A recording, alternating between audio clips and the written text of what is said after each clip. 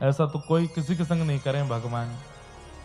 तो हम सबका जीवन विभाजित है, पर जब हम भगवत परायण हो जाते हैं, भगवत प्रीति जीवन में हमारे आ जाती है, तो ठाकुर जी जब हमारी बागडोर संभालते हैं तो कर्मों से पूछते हैं, हाँ भाई इसके जीवन में कितना कष्ट है। तब कर्म बोलते हैं कि इसका जीवन तो है 80 वर्ष का और उसमें कष्ट है 35 वर्ष का।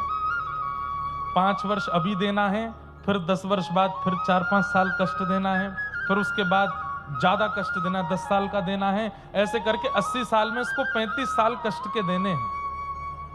ठाकुर जी बोले फिर उसके बाद इसकी मृत्यु होगी, फिर ये दोबारा जन्म लेगा कहीं और, वहां फिर से इसके 40 साल के कष्ट और हैं। जीवन इसका 70 वर्ष का है। फिर उसके बाद फिर एक जन्म और होगा, वहां ये जन्म लेते ही मृत्यु को प्राप्त हो जाएगा, फिर ये 5वां जन्म और लेगा। ऐसे करके सब कुछ विभाजित है। लेकिन व्यक्ति जब भजन मार्ग में आ जाता है तो ठाकुर जी कहते हैं अब एक काम करो, सब लोग इधर देखना, इस जन्म का, अगले जन्म का, तीसरे जन्म का, चौथे जन्म का, 5वें जन्म के टोटल मिलाकर के जितने कष्ट होते हैं उन सबको सूक्ष्म करके एक ही बार में दे दो इसको, और एक ही बार में दे करके इसी जन्म में इसका सारा हिसाब खत्म करो। क्यों? क्योंकि हमको इसको अपने चरणों की प्राप्ति करानी है, इसका पुनर्जन्म नहीं कराना है, एक बार में ही करवाओ।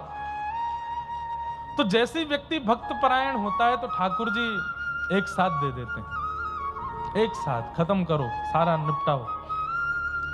अच्छा, अब इसमें एक बात आती है कि जब उसके जीवन में कष्ट आता है, दूसरों को लगता है कि बहुत बड़ा कष्ट है, पर भगवत परायण व्यक्ति को पता तो रहता है कि कष्ट आ रहा है, लेकिन उसको ज्यादा फर्क नहीं पड़ता, वो ठीक है, सब निकल जाएगा, सब निकल जाएगा, और वो भजन में मस्त होकर के सब निकाल देता है। इसलिए ठाकुर जी स्वार्थी नहीं है कि आप प्रेम करो तो ही देंगे, नहीं करो तो भी आपका भोजन रोटी दाल चावल हो सकता है और अच्छा चले। पर ठाकुर जी की सन्निधि जब आप ग्रहण करते हो तो प्रारंभिक समय में थोड़ी पीड़ा ठाकुर जी दे देते हैं। वो आपके प्रारब्ध कर्म है, उनको ठाकुर जी भुगवा रहे हैं, जल्दी जल्दी नष्ट करो इनको, ऐसी बात। तो ऐसे ठाकुर जी हैं। कल हम लोगों ने बड़े प्रेम और भाव से ठाकुर जी का मंगल जन्मोत्सव मनाया पूरे ब्रजमंडल में महाराज। अब थोड़ी ब्रज भाषा में कथा होएगी आज, है ना, ध्यान से सुनियो। कल तो मथुरा में जन्म लिया तो ही बधाइयां लुटने लगी। हम